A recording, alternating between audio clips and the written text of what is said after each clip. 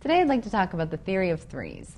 Whenever you're working with beads, wires, or whatever type of necklace, bracelet, or earrings, threes are really the best way to kind of correspond your jewelry.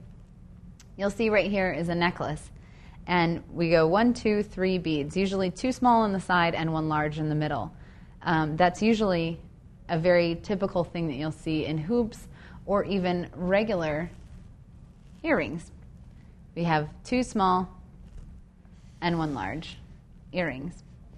For necklaces, you'll see this particular necklace starts off with a large pendant, and then you have 3 jade beads with connectors, and you have 3 diamond shapes as well.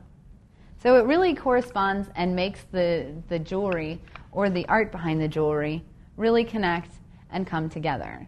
So as you're deciding what beads are going to go with what, you may want to think about the theory of threes.